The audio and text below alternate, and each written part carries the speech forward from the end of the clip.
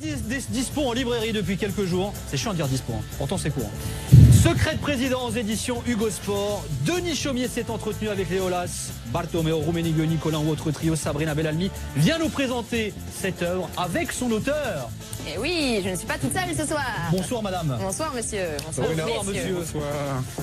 Enchanté. Bonsoir, et alors bravo, parce que moi je l'ai lu aussi. Hein. Ah bon? Alors t'as du bol parce que je lis un livre dans l'année, c'est le tien. Ah ouais? Non, vraiment. T'avais dit pareil pour le livre de Unai Emery. Exactement. De Romain Molina. Également aux éditions Hugo Sport, exactement, le livre sur Unai Emery de Romain Molina. C'est vrai. Toi aussi tu l'as lu, Sabrina. Ah bah oui, j'avais pas le choix. Hein. Alors donnez-moi envie de le lire. Mais je ne regrette pas du tout, puisqu'il était vraiment fabuleux. On apprend plein de choses. Alors, on se souvient que Hugo Sport avait sorti Secret de coach, hein, il y a un petit moment. C'est vrai. Donc là, vous avez attaqué un niveau au-dessus. Au-dessus, je sais pas. Hiérarchie. Ah d'accord. Alors, première question basique, mais hyper importante pour nous. Ouais. Pourquoi vous avez fait ce livre? Eh bien d'abord parce que je crois que, je suis même sûr que les présidents ont mauvaise presse, ont très mauvaise presse, et c'est en partie de leur faute. C'est en partie de leur faute parce qu'on les voit à chaque fois hurler contre les arbitres, critiquer leur entraîneur, voire même les virer. On les voit aussi s'attaquer mutuellement. Bon, on les voit jamais dans de bonnes circonstances. Et pourtant, je les fréquente un petit peu. Peut-être que toi aussi, Pierre, tu les as fréquentés aussi pour certains. Et je suis allé chercher chez eux ce qu'ils montrent jamais et qui était intéressant à découvrir et à raconter. Et qui sont souvent les vraies raisons de leur implication dans le football. C'est vrai. Et pas effectivement la partie qu'on voit ensuite. Exactement. Alors, qu'est-ce qui t'a marqué toi, Sabrina, dans le livre? Eh ben justement, ce qui m'a le plus marqué, c'est le fait que Denis a réussi à humaniser ses présidents. On a l'habitude d'avoir cette image-là du costard-cravate, chef d'entreprise qui ne pense qu'à l'argent. Très froide finalement. Très froide, psychorigide limite. Et en fait, il y a ce côté humain qui est apparu, notamment quand on aborde le cas Jean-Michel Aulas, qui lui n'hésite pas à être dans les médias, etc. Donc on a l'impression vraiment de le connaître. Et là, en fait, on a eu affaire à un Jean-Michel Aulas plus réfléchi, plus mesuré aussi. Et par exemple, j'ai une petite déclaration qui m'a beaucoup touchée, moi personnellement, puisqu'il dit « Mon apprentissage s'était déjà fait par la fréquentation de Bess, de Tapi et de Campora et de Darmon, qui était un visionnaire très compétent. » Et c'est un hommage, en fait, à ceux qui lui ont insufflé un petit peu cet esprit. Est-ce que tu as ressenti la même chose le concernant? Oui, en fait, il y a deux visages, hein, où il y a plusieurs visages chez Aulas. Il y en a celui qui énerve beaucoup, celui qui le Twitter effréné qui agace. Et qui fait beaucoup de fautes. En plus. Ouais, mais bon, c'est l'écriture automatique, hein, ça c'est fréquent. Bon, il y a celui-là, mais il y a aussi le chef d'entreprise, il y a le bâtisseur aussi quand même d'un club qui est quand même exemplaire. En plus, il y a le stade maintenant. Mais il y a un autre aspect de l'homme Aulas que je suis allé aussi chercher. Et effectivement, je crois qu'il a été lancé, il a été à l'écoute aussi des grands anciens présidents qu'il a fréquentés. Et il a eu l'intelligence de piocher un petit peu chez chacun d'eux quelque chose. Et il a su faire un peu l'amalgame de tout ça et puis d'avoir une personnalité certes originale, mais qui a su aussi puiser son inspiration chez plusieurs grands présidents. Alors on a aussi l'histoire personnelle de Kita, hein, puisqu'il a connu les heures les plus sombres du communisme en Pologne, et il déclare « Je n'ai jamais oublié la souffrance du peuple polonais, elle est en moi ». C'est quand même une phrase assez forte. D'ailleurs, il y a beaucoup de questions qui se réfèrent à ses origines également à Valdemar Kita. Hein. Complètement. Ouais. Il a été rejeté dès le début. Ce que tu me disais, Denis, dès le début, il a eu un petit peu ce rejet, mais aussi par les supporters, etc., mais aussi par les anciens joueurs, puisqu'il y a un ancien joueur, donc nantais, sous couvert d'anonymat, mais on va peut-être avoir le prénom dans pas longtemps, qui a déclaré un jour « Vous ne réussirez jamais à Nantes, et vous savez pourquoi? Parce que vous n'êtes pas nantais et que vous êtes polonais. » Alors, qui c'est celui-ci? Je sais pas, mais c'est moyen. Voilà, mais c'était un avertissement, hein. Il l'avertissait. C'est un constat de la situation. C'est un constat de la situation. Je donnerai pas son nom, je dirais simplement que c'est un ancien gardien de but qui a joué au PSG. Voilà. Et qui est consultant sur une chaîne de télé, non? C'est possible. Crypté, d'accord. Pas de nom. Congé, si tu nous regardes. Toujours. Ah non, il y en a plusieurs alors. Ah non, chaîne cryptée. Oui, chaîne cryptée, mais c'est pas forcément. C'est vrai qu'il y aura plus en La avant. devinette. C'est pour ça que je reste c'est bien, non, c'est bien, mystérieux. voilà, Je exactement, reste mystérieux. ouais, exactement. Alors toujours dans la même veine, si je puis dire, du rejet de l'étranger, il y a aussi cette déclaration de Saïd Chaban, donc qui est président du SCO d'Angers, qui dit quand vous êtes étranger, vous devez travailler 4 fois plus, et vous n'avez pas la même chance si vous vous appelez Mohamed ou Pierre.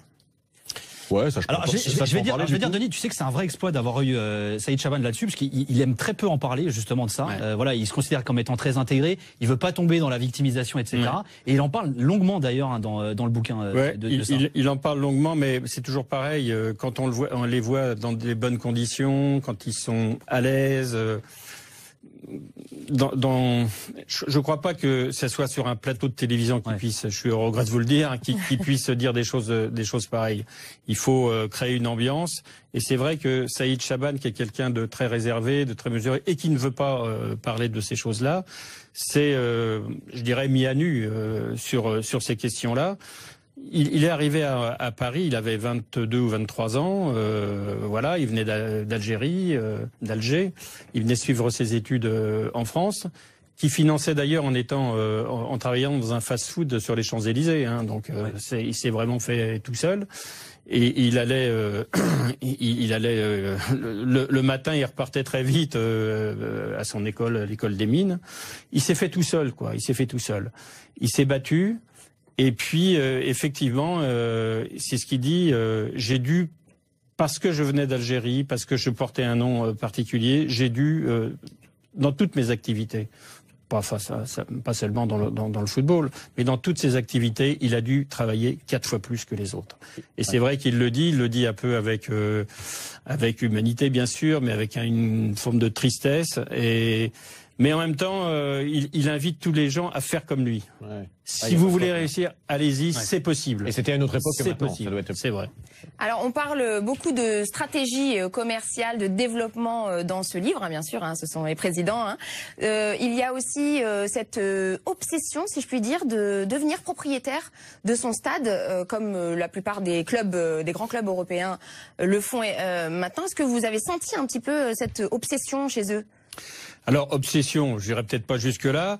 En tout cas, pas forcément propriétaires, mais qui puissent être gestionnaires de leur stade. Et c'est ça le plus important, finalement. C'est pas tellement d'avoir les murs, c'est de pouvoir faire un petit peu, à l'intérieur du stade, un peu ce qu'ils veulent. Il y a une loi qui vient de passer, je ne vais pas rentrer dans les détails, mais il y a une loi qui vient de passer, qui est très importante et qui va permettre probablement à la plupart des clubs de devenir gestionnaires de leur stade grâce à des emprunts, financés par les municipalités. Et ça, c'est un pas en avant assez extraordinaire pour le football français. C'est le meilleur moyen pour les dirigeants de clubs, c'est de pouvoir rentabiliser et faire de l'argent, quoi. Donc à un moment donné, il faut aussi en faire de l'argent. Il n'y a pas qu'une volonté, je pense, de devenir propriétaire. Effectivement, c'est une réalité économique, voilà, qui est très importante. Oui, pour les et puis adapter le stade à ce que les gens attendent aujourd'hui. On a besoin de confort, on a besoin d'avoir un certain nombre de services maintenant. Ça n'existait pas il y a 10-20 ans. Aujourd'hui, il y a des demandes particulières qu'il faut savoir satisfaire. Mais pour ça, il faut pouvoir assumer cette gestion de stade. Alors justement, parce qu'il y a la gestion du stade, il y a l'aspect business forcément qui revient de façon récurrente dans le livre, puisque ce sont des présidents de clubs. Et alors il y a un phénomène du foot moderne, c'est l'arrivée des investisseurs étrangers. Il en est pas mal question dans le livre aussi. Hein. Alors il est question de beaucoup de Chinois dans le livre. Les Chinois sont constamment présents dans ce livre. En même temps, ça obsède tout le monde en ce moment dans la planète foot. En même temps, ça obsède tout le monde. Oui, River avait d'ailleurs... Oui, pas que dans le foot. River avait d'ailleurs déclaré, donc la Chine s'éveille au football et dispose de moyens considérables grâce aux Chinois. Nice, qui est un club petit moyen, va s'agrandir doucement. Il y a aussi un autre qui aime pas les Chinois, mais il aime pas les Américains non plus. Est-ce que vous savez de qui je parle? Ah bah c'est notre loulou national, comme on dit. Alors lui globalement il explique qu'il n'aime pas les investisseurs étrangers, quoi. Il comprend pas ce qu'ils viennent faire là, mais. Ah oui, qu'ils soient chinois, américains, tout ce que vous voulez. Il a dit: expliquez-moi une minute, quel plaisir peut éprouver un Américain à venir s'occuper du football français? Qu'est-ce que McCourt vient faire à Marseille? L'OM est une danseuse pour lui? Oui, alors c'est un peu raccourci. Quoi. Oui, voilà. Alors c'est vrai que c'est pas welcome Monsieur McCourt avec Nicolas. Bon, voilà, c'est son caractère un petit peu entier. Bon, il en joue, il en rajoute peut-être. Bon, cette idée ou cet idéal de faire un football made in France, c'est un peu compliqué. D'ailleurs, alors qu'il est, à part Saint-Étienne par exemple, qui est vraiment un club, disons franco-français dans son actionnariat, et peut-être l'un des derniers. Est-ce qu'il va pouvoir tenir longtemps comme ça? C'est pas sûr. C'est pas sûr. Alors, mais finalement, le football reflète tout ce qui se passe aussi ailleurs dans la société, dans les autres secteurs de l'économie. Voilà, on n'a plus les moyens aujourd'hui de faire ça tout seul, quoi. Tu as raison. Alors, on parle, enfin, les instances françaises sont pas mal égratignées dans ce livre, puisqu'on parle d'ingérence, de freins au développement du football français, notamment à l'étranger, les droits télé, etc. Enfin, il y a toutes ces questions-là importantes pour le bon fonctionnement du football français qui sont donc remis en cause. Et il y a quelque chose qui m'a un petit peu interpellée, c'est que finalement, quasiment la plupart, pas tous, mais la plupart, disent finalement, on gagne pas d'argent avec un club de foot. Ah ouais, non. Alors oui, effectivement, on ne gagne pas d'argent. Alors il y en a qui en gagnent quand même malgré tout. C'est pas le cas de tout le monde. Et puis il y a président et président. Il y a le président qui est propriétaire de son c'est l'une des particularités de ton bouquin, c'est qu'on voit vraiment tous les statuts, au fait. Et t'as le président délégué. Et t'as le bénévole qui est Jean-Louis Trio. Alors il y a le bénévole, mais c'est vrai que Jean-Louis Trio, c'est aussi un cas à part. Effectivement, Jean-Louis Trio. Alors je sais pas s'il est totalement bénévole. En tout cas, c'est ce qu'il déclare, lui. Oui, non, mais bien sûr. Mais en même temps, il est, on peut dire, président délégué. Mais par exemple, Jean-Pierre River est un autre président délégué qui n'a rien à voir et qui, lui, qui est salarié à Nice, ça a l'air plutôt convenable, voire très convenable. Et donc, c'est des cas un peu différents. Alors, dans le bouquin, il y a Bartomeu qui est le président du Barça, il y a Rummenigge qui est également président du Bayern Munich. Le reste, ce sont des présidents français. Oui. Moi, je voulais poser une question. Lequel t'as le plus galéré à joindre? C'est pour lui. Non, mais parce que moi j'ai ma petite idée. Il y en a un, enfin, tu vas me dire si je me plante, mais quand je lis ce que te dit Sadran, alors Sadran explique qu'au fait, il est très mal à l'aise finalement vis-à-vis des médias, qu'il a beaucoup de mal avec la médiatisation. Ouais. Il est très difficile à avoir. Tu en sais quelque chose, ça a été le boss de France Foot aussi. Ouais. Mais c'est vrai que voilà, quand il dit, il explique. Tu lui dis c'est quoi alors qui vous met aussi mal à l'aise? C'est ce que je suis en train de faire maintenant devant vous, parler et me comporter comme un homme public connu. T'as vraiment galéré à l'avoir, Sadran?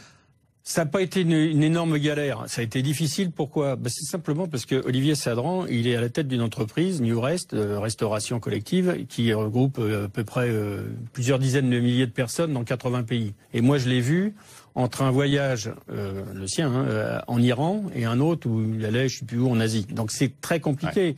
Il a un emploi du temps assez démentiel. Donc je l'ai vu. Effectivement, il m'a dit ça. Il a l'honnêteté de le dire. Il est touchant d'ailleurs. Ouais, il est authentique. Mais j'ai beaucoup aimé ma rencontre avec lui. Beaucoup. Et justement, la gestion du club pour lui, elle est pas difficile avec un emploi du temps comme ça? C'est compliqué, quoi. Elle est difficile et dans ces cas-là, c'est comme partout. Faut bien savoir s'entourer. Ouais. Eh ben merci beaucoup Denis Chaumier, voilà, ça s'appelle Secret de président, c'est aux éditions Hugo Sport, 14 entretiens exceptionnels avec des présidents de clubs. Merci Sabrina, vous continuez de...